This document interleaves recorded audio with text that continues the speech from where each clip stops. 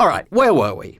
If you've watched this channel for a while, you'll know that there is one laptop that I have this love-hate relationship with, the Razer Blade 16.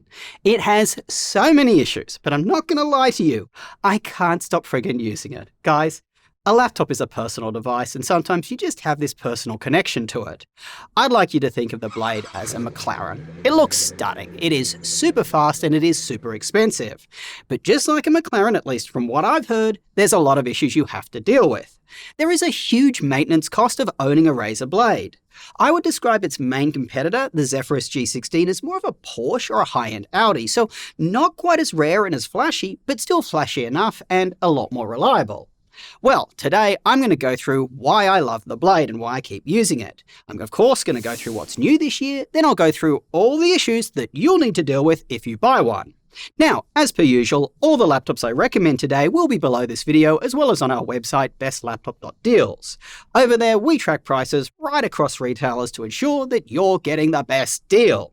Guys, I love the Blade's form factor. It is very thin and light for how powerful it is. It looks stunning, not only the chassis but the perky RGB. Razer is the best in the business when it comes to RGB. It shines brightly through the keys, yet it doesn't bleed around them like the Legions do. The Blade looks so unique, it's literally a conversation starter. Like the other day, I was working out of a coffee store and a girl was using a Blade 14 and we just got chatting. You don't get that with a MacBook. Also, I love how pressing the function button or the shift button on the keyboard, it lights up the secondary functions or symbols, makes it so easy to find them. Now, on the keyboard, I really like how comfortable the key press is. I wouldn't say it's quite as satisfying as my Yoga Slim 7X's keyboard. Typing on that, it's a 10 out of 10. But the Blade, it's a close 9. In fact, this is a big reason that I prefer it over the Zephyrus. The Zephyrus's key press, it does require a bit more force than I like. Some people do like more resistance to a key press like Sam and Sierra. They prefer the Zephyrus. As I said, it's a personal thing. Now, another big win is that this laptop feels very cool to the touch for casual use. Even in gaming, it barely feels warm, at least where your hands are. And since this is a thin gaming laptop, its edge just doesn't bite into your wrist, which really annoys me about thicker gaming laptops. Now, this year, Razer has addressed one of the biggest downsides of last year's Blade, its horrendously bad processor. In all configurations, you got a Ryzen 9 365 CPU other than the 5090, which had a slightly faster 370. In an Ultrabook, these are very good CPUs, but paired with high-end GPUs, a complete joke. The CPU, it literally holds back the laptop. You can see this clearly in TimeSpy.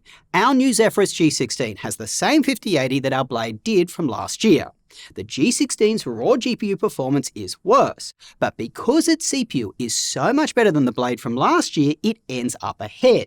And you can just really see the effects of that AMD processor in a CPU-bound game like Marvel Rivals, where the older Blade, it falls very far behind the Zephyrus that has the same GPU. So we are super glad to see that Razer has switched to the same Intel Panther Lake CPU that the G16 has. In Geekbench, a CPU benchmark, the new Blade now performs noticeably better than last year's and similar to the new Zephyrus. Same goes for Cinebench, within acceptable variants to the Zephyrus. But more importantly, how does this laptop game? Very well, the best thin and light gaming laptop that we've tested. You're going to have an enjoyable experience here regardless of the games. You'll have access to high settings, high frame rates, all options.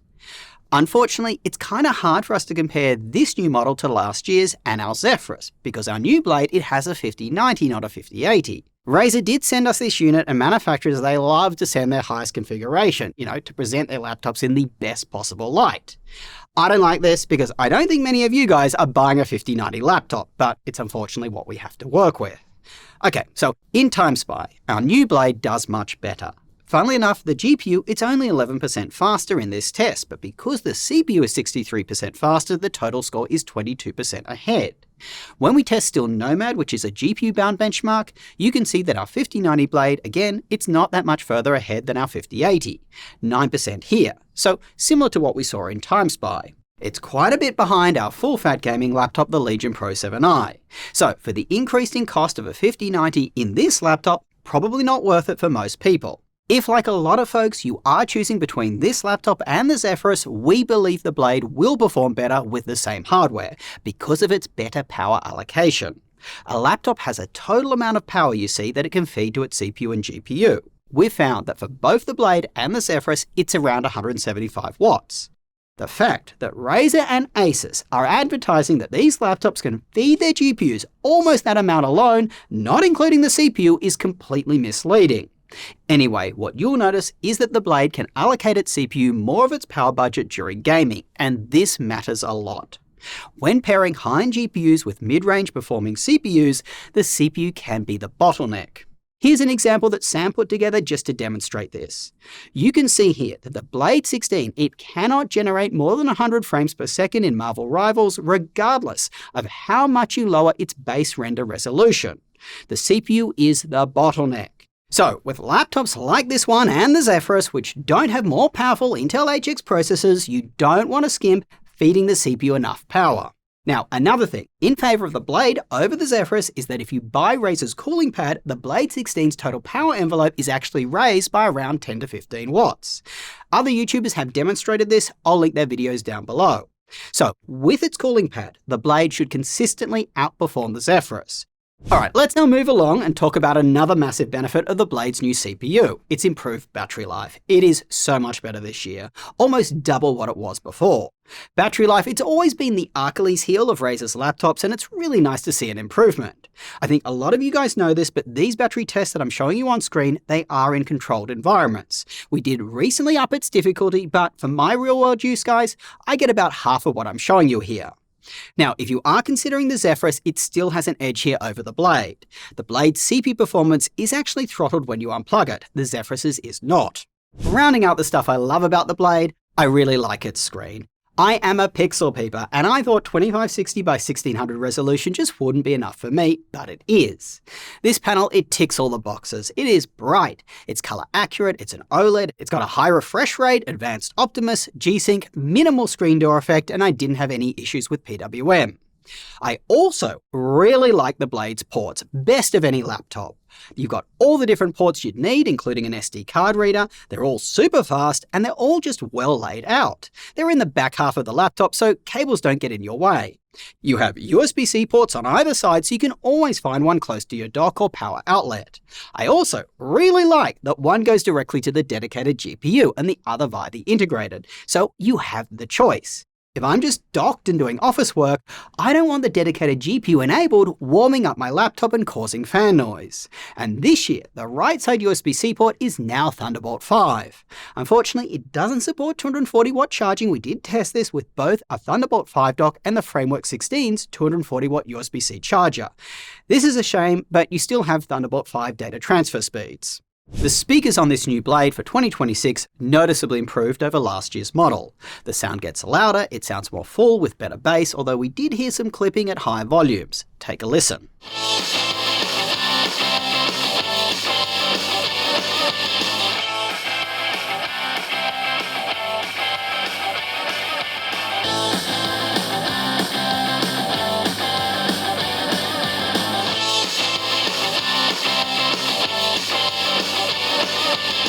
Here's what the webcam looks and sounds like on the new Blade for 2026. It's actually pretty good. It's better than I would have expected. It does have Windows Hello Facial Recognition too to get you locked in fast. Now, just as a point of comparison, here I am using the webcam on last year's Blade 16. Now I'm back on the new Blade, and here's what it looks and sounds like in a difficult lighting condition, dimmer house lights and a well-lit background. For Linux, we booted up Ubuntu 26.04 and almost everything worked. Speakers, webcam, mic, trackpad, keyboard backlight. The only thing that didn't work is changing the display's brightness. But we were testing from a USB drive. With a full install and driver update, perhaps this will work. Big thanks to our Linux backers over on Patreon and right here on YouTube. If we get enough of you guys joining us, we will do full installs with driver updates. Inside the laptop, upgradability is pretty good for what this laptop is. You have easy access to 2 SSD slots, one is populated and one is empty. The battery is replaceable and Wi-Fi is also upgradable, which is important because unfortunately Razer included an Intel card that does not support 320Hz channels. So you won't get the full Wi-Fi 7 speeds on your new expensive laptop, but at least you can upgrade it. This is the same issue that we've seen with Wi-Fi 7 on Apple's new MacBooks, but those you can't upgrade. Alright, so far everything sounds really good, but it's time to talk about the Blade's issues. Last year, when I first opened up my Blade and started using it, key presses were double registered, I kid you not. That happened when Synapse was open, and it made the laptop just completely unusable. I had to close Synapse every time, which meant I couldn't access performance controls. It was just annoying. Good news here, this isn't an issue on this latest Blade. Next, the notorious trackpad double-clicking issue, it didn't happen at all on this new model either. But there are a ton of issues that did happen and haven't been addressed. When I close my Blade and put it in my backpack, it almost never turns off. It just sits there and cooks itself. This used to be a pretty common issue on Windows laptops, but today, the Blade, it's one of the only ones that still has it. I literally have to shut down the Blade before I close its screen. It is ridiculous and very annoying. Next, using an external monitor over USB-C with this laptop, it is completely iffy. Sometimes it works perfectly, but on occasion it doesn't. On the video I'm showing you, the Blade screen appears like I'm being logged in, but the external monitor is already logged in. And the opposite happens too. Here's an example where the external monitor shows me logged out, but the Blade screen appears like I'm logged in. What is going on? Next, the trackpad palm rejection continues to be brutal on this laptop. The Blade has this massive trackpad and guys, your palms are going to touch it. And when they do, the cursor just jumps to a place you don't expect. It is super distracting and annoying. I have to carry a mouse with me with this laptop. Luckily, Razer does make it easy to disable the trackpad. You just hold down the function key and shortcuts light up, like T for the trackpad, that's trackpad on and off. Another big annoyance for me with this laptop is its keyboard layout. The entire keyboard is shifted to the left to make room for a column of special keys. If you are swapping between another keyboard on this one, you are going to mispress keys. Speaking personally, I frequently hit the mic mute button because I expect it to be the right arrow key, and it isn't. Next, the screen, although amazing, is more reflective than I'd personally like. Other laptops with glossy screens, they have better anti-reflective coatings. This isn't the worst issue. As I said, the panel is quite bright, so you can combat this, but I would have liked to see an improvement here from Razer. Next, when I plug the laptop into my dock using a single USB-C cable for that clean setup where the laptop is charging from the same cable, Synapse won't let me select silent mode. It's permanently set to balance. Basically, it claims it's not fed enough power to change modes. But guys, silent mode uses less power than balance, so why can't I change it to that mode? On that note, the Blade is never completely silent. I definitely would not call this a loud laptop, but it does have a little bit of fan noise even in light use, even on its silent mode, when you can actually turn on its silent mode. Also, when you finally engage its performance mode and you are doing something intensive on the laptop, you will feel some fan vibrations. That's through the left side of the keyboard deck. It's not terrible, but it is there, just like it was on the 2025 model. And on the chassis, when you do close the lid, it is not rigid. You need to be careful what you stack on top of this laptop. Also, the USB-C ports, they're a bit loose, which just doesn't make me feel good given this laptop's price. And if you have any issues with the Blade, dealing with their customer support is a nightmare. I have a very funny video out of my experience on that. You guys go watch it, have a good laugh at my misery. I'll link it down below. And be aware, by the way, Razer's return period is just 14 days, so you may not catch all the issues during that period. Overall, the experience of owning a Blade, it just doesn't match its high price. Razer really needs to stop spending all that money that we're paying for this expensive laptop sponsoring YouTubers and esports teams and instead actually invest it into solving their bugs and customer support issues. But I think we all know that they won't do that. So let's wrap. For most buyers of a thin and light gaming laptop, even though the Blade can perform a little better than the Zephyrus, the G16, it is a safer recommendation. It just doesn't have the issues that the Blade has. And when my best friend asked me for a gaming laptop recommendation, I told him to get the Zephyrus. But for me personally, for Josh, I'd buy the Blade. As I said, buying a laptop is a personal thing, and using this Razer Blade 16, it just makes me feel special. For both of them, the Zephyrus and the Blade, the 5070 Ti model, guys, that's the sweet spot. I can see a case of getting the Blade with a 5080, particularly if you're getting the cooling pad. On the flip side, do not buy the Blade 16 with a 5060 or 5070. That still has that crappy Ryzen 9 365 CPU. Now, I went through this video pretty fast. I didn't go through all the testing that we normally do or all our graphs.